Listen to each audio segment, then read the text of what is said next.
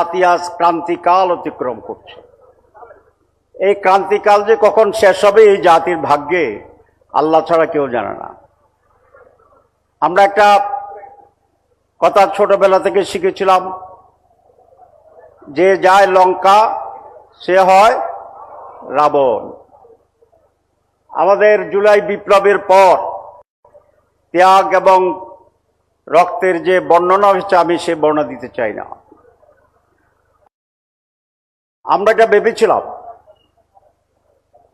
54 বছরে নেতৃত্বের ব্যর্থতায় দেশ যে কঠিন পরিস্থিতির মাঝে পড়েছিল, জনগণের স্বতঃস্ফূর্ত ত্যাগ এবং আন্দোলনের মুখে তার শোচনীয় সমাপ্তি ঘটেছিল। একজন ব্যক্তির নেতৃত্বে একটি দল দেশ ছেড়ে ভারতে পালিয়ে যেতে বাধ্য হয়েছিল। সেখান থেকে জনগণের আন্দোলনের ফসল হিসাবে, বিপ্লবের চেতনার রেজাল্টেন্ট হিসাবে যাদেরকে আস্থা রেখে এই জাতি ক্ষমতায় বসিয়েছিল, আমরা আশা করেছিলাম কমপক্ষে তারা একটি নতুন যাত্রা শুরু করতে পারবে। কিন্তু যেটা বলেছিলাম, এখন দেখি ক্ষমতায় বসার পরে তারাও রাবণে পরিণত হয়েছে। এটা কি তাদের দুর্ভাগ্য না বাংলাদেশের মানুষের দুর্ভাগ্য? এটা একটা বিশ্লেষণের প্রয়োজন। তবে এটা নিঃসন্দেহে আমাদের জন্য, এই জাতির জন্য এক অত্যন্ত বেদনা। আমাদের জীবন দেওয়া শেষ হয় না, আমাদের রক্ত দেওয়া শেষ হয় না। আমরা বিজয়ের পর থেকে আবার সংগ্রামের স্লোগান দিতে হয়। আমরা রক্ত দিয়ে দেশ পরিশুদ্ধ করার পরে আবার রক্ত দেওয়ার ডাক দিতে হয়। সংগ্রামী উপস্থিতি, এই কথা পরিষ্কার, সকলে একই কথা বলছি, 3-4টা কথা। সহজের তো নতুন পয়েন্ট থাকে না, যোগ করে যা হয় তাই বলতে হয়। প্রথম কথা যেটা আমরা বলেছি, সুষ্ঠু নির্বাচন হতে হবে। এটার সাথে কি কারো দ্বিমত আছে? আমরা যখন বলি সুষ্ঠু, অবাধ, নিরপেক্ষ, উৎসবমুখর, জনগণের অংশগ্রহণমূলক নির্বাচন হতে হবে, তখন এক পক্ষ বলে তারা নির্বাচন চায় না। তাহলে তারাই কি নির্বাচন চায়? যারা নির্বাচন সুষ্ঠু এর বিরোধী, অবাধ নির্বাচন তার বিরোধী, রাতের ইলেকশনের পক্ষে, সুতরাং তারাই নির্বাচন নিয়ে ষড়যন্ত্র করছে, যারা সুষ্ঠু অবাধ নির্বাচন অনুষ্ঠানে বাধা তৈরি করছে। এই খেলা আর চলবে না। 2, আমরা বলেছি রিফর্ম করতে হবে, সংস্কার করতে হবে। মাননীয় প্রধান উপদেষ্টা বলছিলেন সংস্কার, দৃশ্যমান বিচার, তারপরে নির্বাচন। আমরা তো আপনার কথাই আছি। সংস্কারের জন্য আমি কমিশন করেছেন, আমরা বসেছি বারবার, আমরা ঐকমত্যে পৌঁছেছি।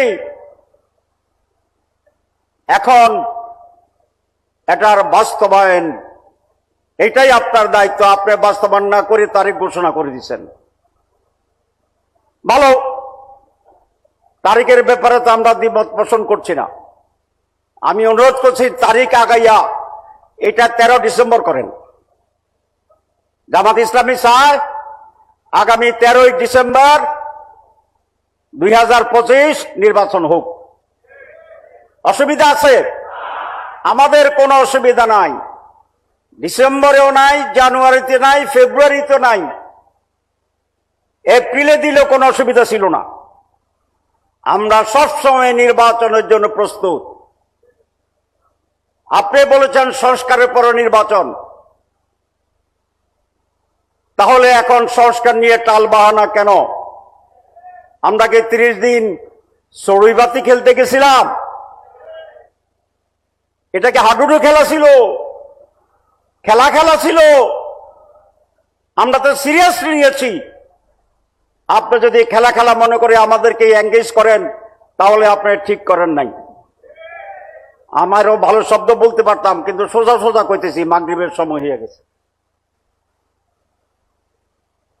যে ব্যাপারে ঐক্যমত্য হয়েছে সেটি আপনাকে অবশ্যই বাস্তবায়ন করতে হবে নির্বাচনের পূর্বে। আর যদি যারা না করে, যারা সংস্কারের বিপক্ষে, এরা নির্বাচনের বিপক্ষে। যারা সংস্কারের বিপক্ষে তারা জেনে নির্বাচনের পক্ষে। যারা সংস্কারের বিপক্ষে, হাসিনা রাতে শেষ করেছিল নির্বাচন, কতগুলো এমপি 900 বানিয়েছিল। এরা কি ছিল এমপি দিবা না এমপি 900? এমপি 900 বানিয়েছিল। আপনারা ভাবছেন আপনারা ফজরের পরে 8টার আগে সেই অবস্থায় চলে যাবেন, ভোট শেষ হয়ে যাবে। এটা হবে না, এটা হবে না।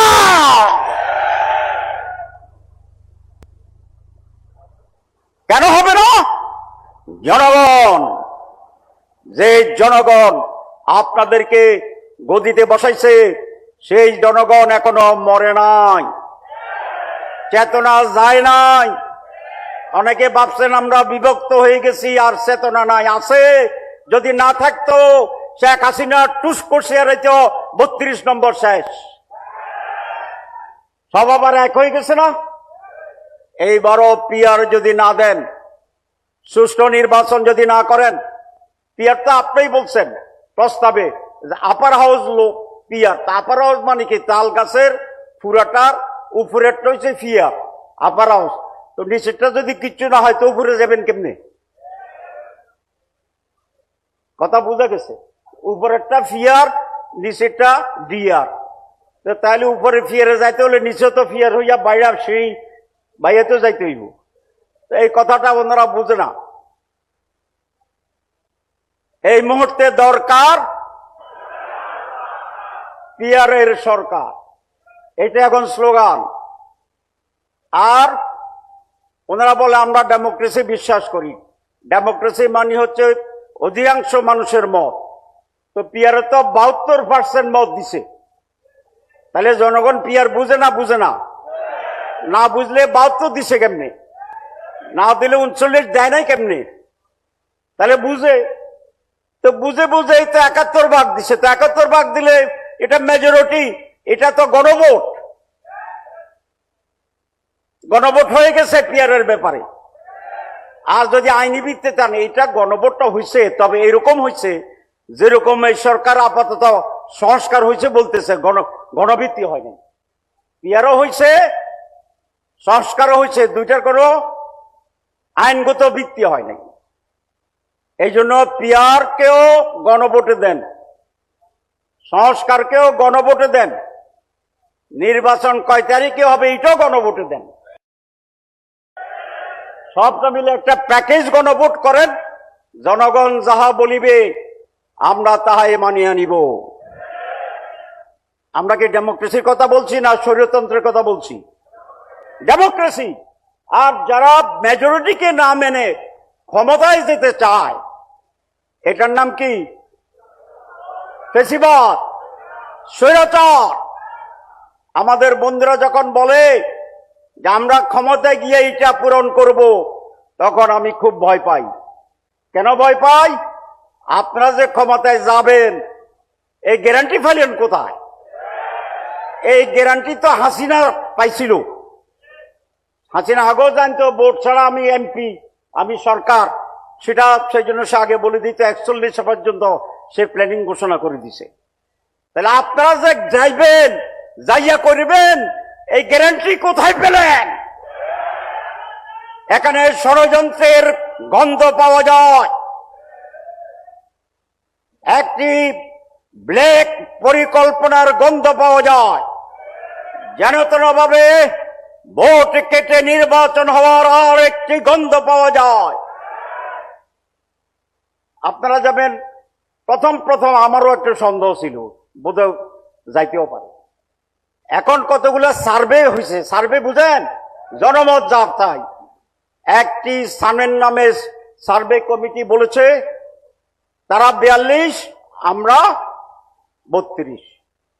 3 মাস আগে, সর্বশেষ 2 সপ্তাহ আগে ব্রাকের একটা সার্ভে হয়েছে, এটা তো তাদের গণনার লোক, খালি আমাদের 1-2 পয়েন্ট কমায়। তারা বলছে তারা 12, আমরা 10.5, 10.47।